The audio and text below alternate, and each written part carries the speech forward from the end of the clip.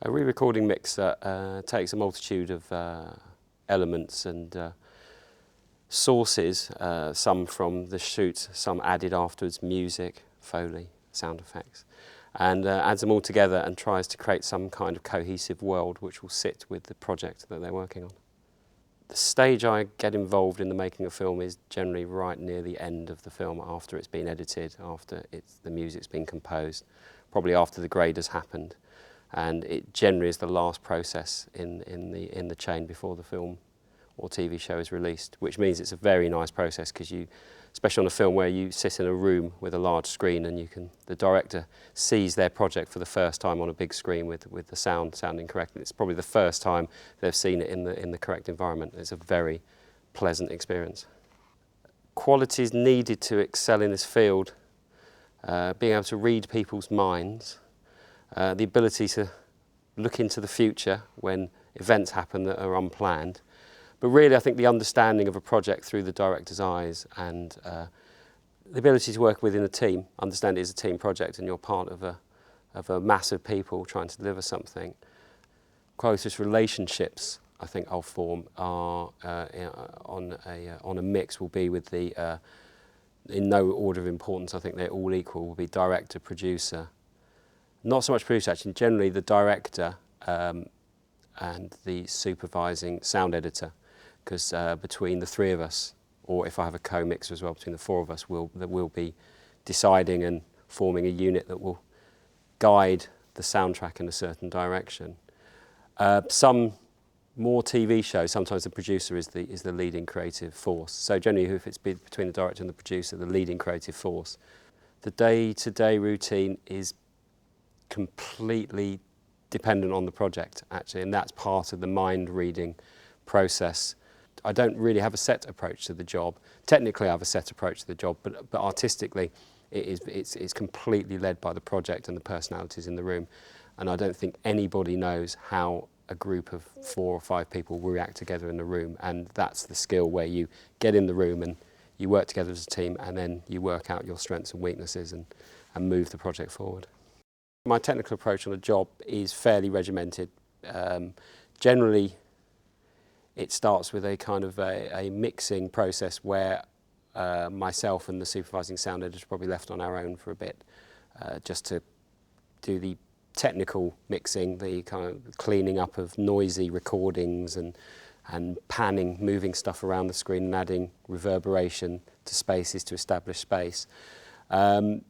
A director and an editor will probably be involved occasionally in that process, pop in now and again to make sure we're going in the right direction, in the right intent. Then we'll move on to a process called final mix, where everyone will sit in the room, hopefully, together, and all the technical work has been done at that point. So hopefully the final mix is a creative process where big, bold brushstrokes in sound can be performed. And I mean, for an example, in something, not a film like Mix, in Thin Red Line, there's a scene where they're in a battlefield, and as the battle gets more and more intense, everything drops out apart from the music. That's a kind of classic final mix decision where everything might be added, but actually whilst you're watching the picture at that point you think, do you know what, it might be more powerful if we take everything out and just play with the music. So that process is fantastic. That's the process that gets the hairs on the back of your neck raised. My work with the production sound team, probably on a lot of productions, due to the nature of the way they're crewed, is probably not close enough, because I'm sometimes booked quite late in the process, so sometimes the project's been filmed already. TV work I seem to have a much better process, because I think I'm booked earlier and they go on longer, and then by the time you do the second series, you know the production team. If I know them and I'm brought on early enough, then yes, everyone tries to talk together. It's more through the supervising sound editor, because the editor will be receiving the material for the production sound crew, but certainly we try to start a dialogue very early in the process. The process gets smoother on repeat jobs, repeat work, because you probably understand, well, with a director and a director and producer, you understand what their tastes are, and you start to form a bit of a common language within the dub. I mean, I've dubbed 3 films for Kenneth Branagh, so by the second one, myself and the entire sound crew understood that he was absolutely syllable perfect on every single word in the script. So every single syllable in the script had to be perfect and represented on the screen perfectly. So you get to understand how directors work and what their intentions are. So it does get a lot easier. There are differences in delivery for film and TV in respect to whether we're delivering stereo or 5.1 surround sound. Cinema is 5.1 surround sound, where the speakers are in front of you, plus there's speakers around you and behind you and a sub-speaker. So that gives you a much bigger scope for delivery of sound and sound effects in the rear, and music spread around all the different speakers. TV, UK TV broadcast tradition is still delivered in stereo for BBC and ITV, so that does limit some of the creative freedom in terms of moving some of the sounds around. My biggest challenge recently was on Tinker Tailor. The concept when they go into the pod that's in the middle of the circus, which is meant to be a soundproof room, how to make it feel like a soundproof room. Adding reverberation to sound is quite an easy process, but taking reverberation off of a sound, and this was shot on a set, but it was shot very well on the set, so it was quite dead anyway, but deadening it down was an interesting, a very difficult challenge. Actually, we had about 2 or 3 goes before we got it right. That feeling of isolation as you go into the room and you cut the world off and it's a soundproof room. George.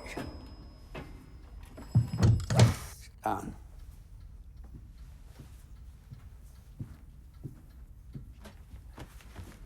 Take a look at this nonsense.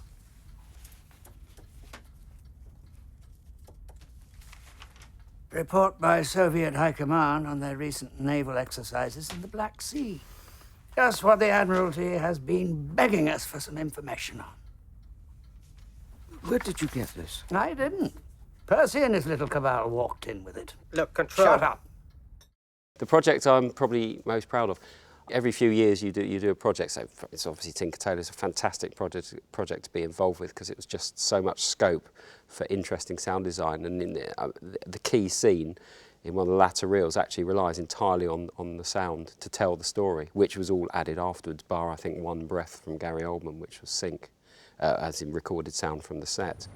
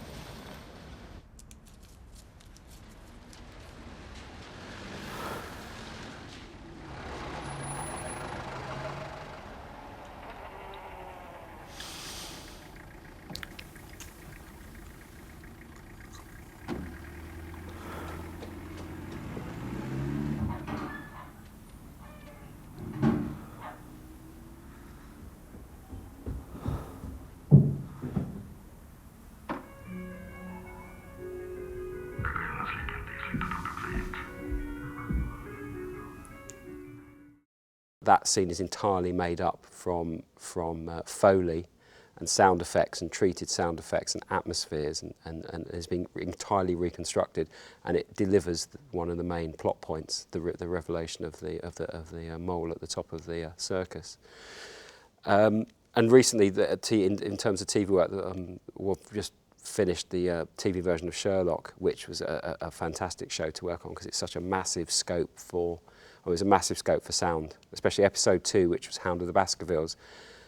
And in fact, I got a friend contact me recently, said he watched it and he realised that actually you hardly ever saw the hound, and everything, all of the shocks and the feeling was delivered through sound in most of the key scenes involving the hound early on in the show. And it's only right towards the end that we got CGIs in for the hound. So for a show like that, sound was absolutely essential to create the atmospheres and make up this kind of just half-seen hound flashing across the screen. Receiving my first BAFTA nomination, it's it's very good. It's nice to get a pat on the back, and obviously recognition from your peers is always welcome. And it's nice to know that something you've worked on has actually gone out and people have enjoyed. I think that's nice, and I've had a lot of positive feedback over the last couple of months from just from various sources, and it's nice to know that you've done something that people have watched and enjoyed.